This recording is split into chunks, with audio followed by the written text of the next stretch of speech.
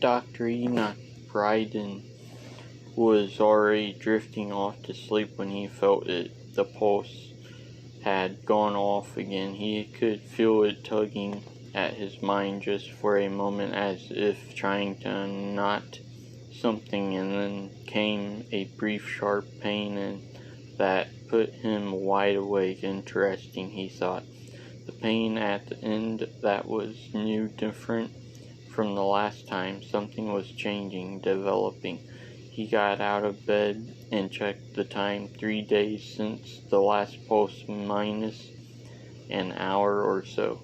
That made the 5th time. He pulled up the log and saw, as he suspected, no regular patterns, no sense that they were coming in a particular order, though they were he noticed coming closer together now, as if the object that was emitting them was, so to speak, feeling its way around, looking for something the technician on duty still hadn't called. Bryden knew not everybody was as sensitive to the pulse as he was. It was fortuitous that he was heading up the project, and even those who were sensitive to it didn't respond always in the same way. Some became nauseous or bled at the nose. Some became agitated and violent. A very few, didn't seem to notice it at all, and perhaps the current technician on duty was one of those. If he didn't call within the next 60 seconds, Bryden would make a note of his name and have him reassigned to a job more appropriate to his level of awareness. Janitorial duties, for instance. No, there was no room for error. The project was crucial. It might in fact change the course of humanity. There was no room for mistakes. 40 seconds. The technician still hadn't called, and so Bryden turned on his vid and called him. It took the man 8 tones to answer, and when he did, his eyes were red-rimmed and his hair was ruffled as if he had been asleep. "Anything to report?" asked Bryden. "No, sir," the technician said, his eyes drifting to one side to look at his stats panel. "Yes, sir, he said, "a pulse just came in." "Sleeping on the job?" asked Bryden. "No, sir," said the technician without batting an eye. "Incompetent and a liar too," thought Bryden. "Give me your name," said Bryden, and when the technician gave it, he wrote it down. When does your next shift end?" he asked. "In about an hour," said the technician. "Return to your quarters," said Bryden. "You've done enough damage for one night." The technician looked confused for a moment and then nodded, switched the vid off. "Do I have to do everything?" wondered Bryden as he got dressed. "Am I the only one who understands how important this is?" He left his quarters and made his way down the hall deeper into the heart of the complex. He had been there since the beginning, ever since they'd first started constructing the Red Marker. At first they'd been told that it was a 2-year tour, but they'd been informed that the project was important enough that they'd have to remain on it, out of contact with the outside world until further notice. One of the others, a man with a family named Pete, had complained about that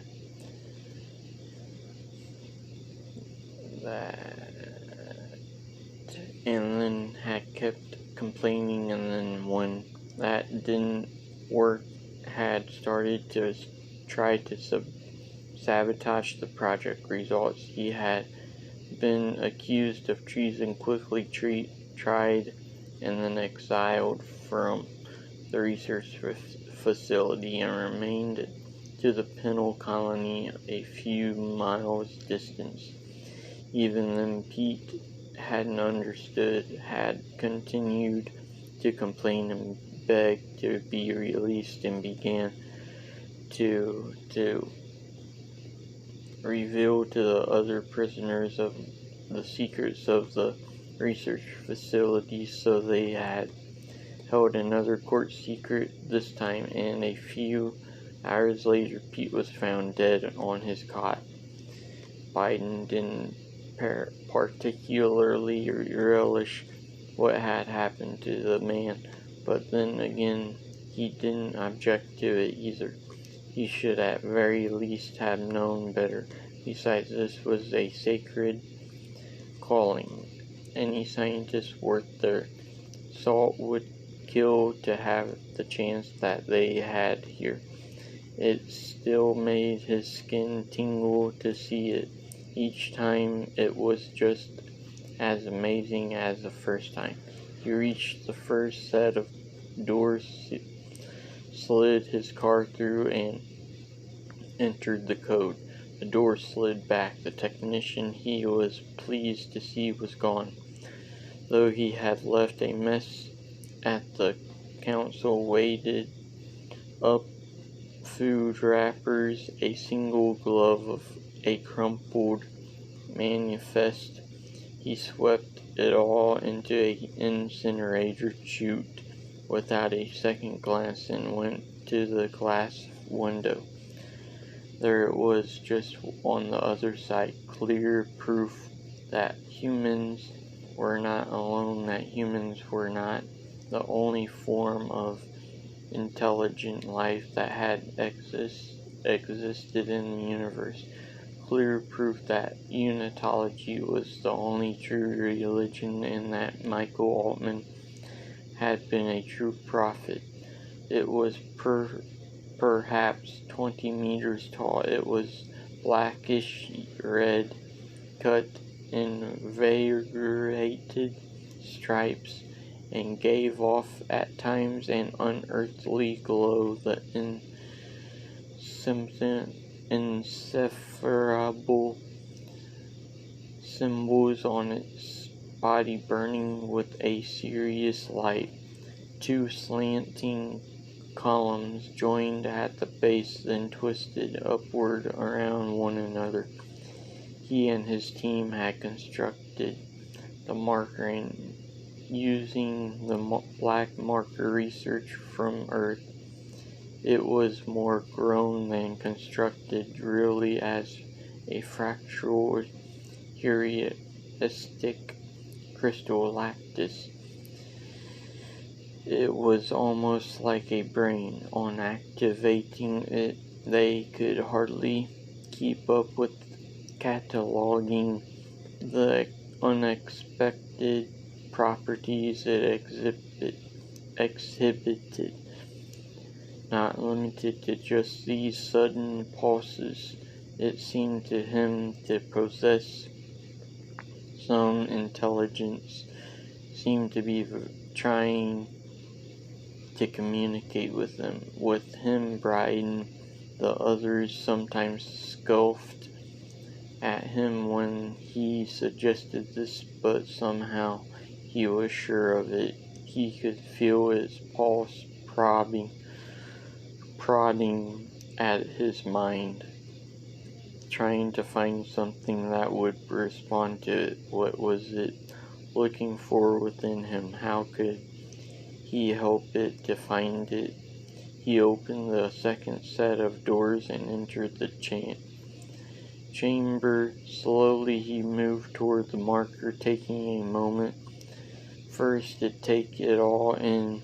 The floor of the chamber was bare, exposed rock rapidly cut so that they could begin. The colony site had been chosen because the military hadn't realized that the life sentence prisoners might prove perfect experimental fodder for the marker experiments to come. They had started, though, by using some of them to build up the scientific compound where the red marker would be constructed.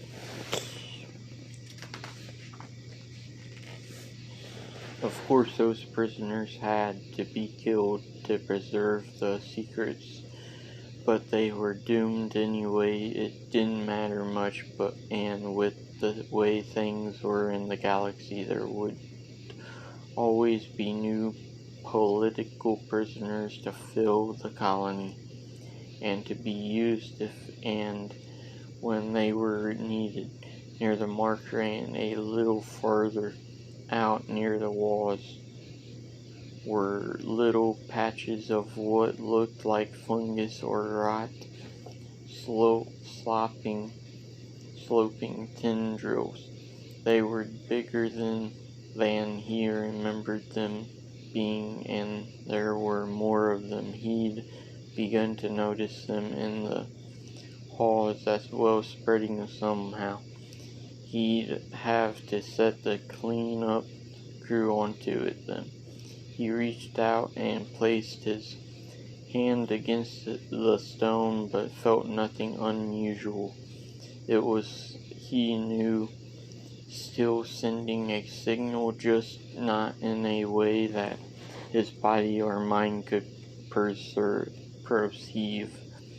The computers, though, were picking it up, recording it, trying to decipher it. He tried to keep his thoughts free and his mind open, listening inside his head for whatever the marker was trying to say to him, willing it to talk to him. "I'm ready," he told it mentally. "Take me." How long he waited like that, he didn't know. When nothing happened, he sighed and went back through the doors and into the control room and began to sort through the last data. It took only a few moments for him to realize that the new data was inconsistent with the earlier data. It seemed that the pulse itself had begun to change, not only during the moment of pain he had felt but earlier as well. And now that the pulse had subsided, the marker was broadcasting on slightly different frequencies, something it had never done before. Apparently, the constructed marker had started to reorganize itself, continuing to grow and develop even after they finished the process. It wasn't something he'd expected. What did it mean? He was poring over the data, trying to assemble things into a coherent structure when other members of the team began to arrive. Kali Dexter was the first. She was second in command, but Bryden felt she did not have proper respect for what they were doing. She was a good scientist, but for her, the marker project didn't go beyond science. She didn't have the proper level of either faith or awe, and thus could not be counted on. Here already what's on the docket for today, she asked when she came in and settled in the council right next to him. Bryden just grunted. "Anything new?" she asked. "Lots," said Bryden. "Major pulse last night." A few minutes later, Anna Tilton came in. She had dark brown hair cut short so that it clung close to her face. Bryden liked her better. She understood things properly. Like him, she was a unitologist. and like him she had understood that the black marker had been a gift, a glorious proof of the truth of their religion and their work here to reconstruct. It was a holy cause that were trying to decipher the mind of God. She nodded at him as she came and settled right in.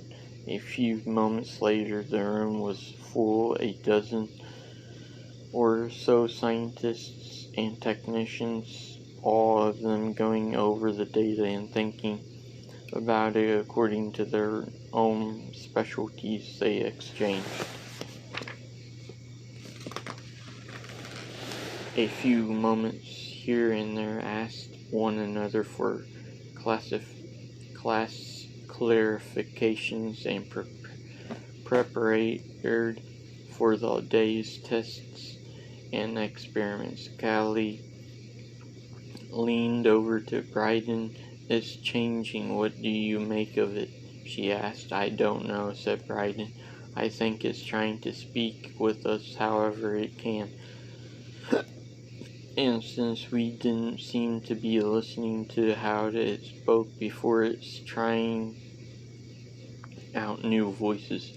"You make it sound like it's alive," said Callie. Bryden shrugged. "It almost acts like it sometimes," he said. "Careful," Doctor cautioned Callie. "Don't lose your objectivity."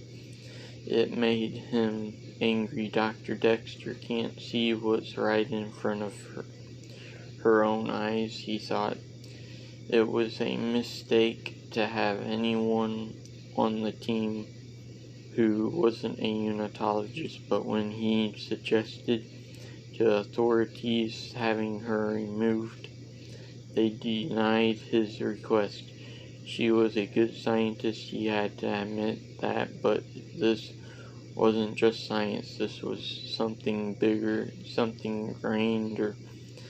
She was staring at him. He realized her gaze hard. "Are you alright?" she asked.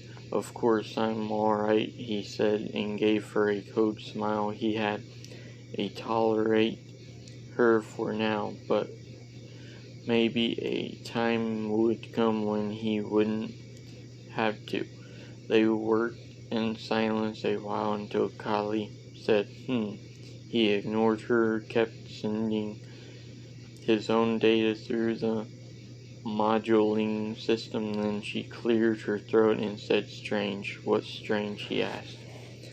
"The vector," she said. "Of course there's a vector," he said. "There's always been a vector, several in fact. Ours broadcasts out into space." Dr. Dexter shook her head. "That's just it," she said. She scooted her chair closer to him, turning the screen so she could show him. "See here," she said. "There's that unidentified signal we caught the other day." "Keep your voice down," said Bryden in a low voice. "Not everybody in the room has our security clearance." Dr. Dexter smiled. "It hardly matters, Bryden. With what we already know, we're all already a huge security risk." She reached up and traced her finger along the screen. "Now something else is coming from here, a few dozen systems away. Looks like it could be on Creemar, or that the signal cuts through it anyway. And here's us." She shadowed the other vectors, making them nearly invisible, and brightened this one. Then she scrolled them backward in time. Watch this," she said. "Here we are, broadcasting indiscriminately with an occasional pulse, but the pulses are wide. And then this morning boom, sharper focus. It's just a different frequency," said Bryden. "Okay," she said. "Could be, but the other pulses were all directed up into space, off planet. This one is angled differently. Half of it is simply bouncing off the ground. The rest of it travels the planet's surface pretty closely. It's never done that before. Maybe that explained the pain at the end, thought Bryden. Maybe that was what made it different. And to Dr. Dexter, he said, "Why would it do that?" She gave him a look. "You think it's alive?" she said. "You tell." "Me when he didn't," she said. "Maybe it found what it wanted." Bryden nodded. "And what would that be?" Dr. Dexter shrugged. "I don't know," she said. "Give me more data and maybe we'll find out."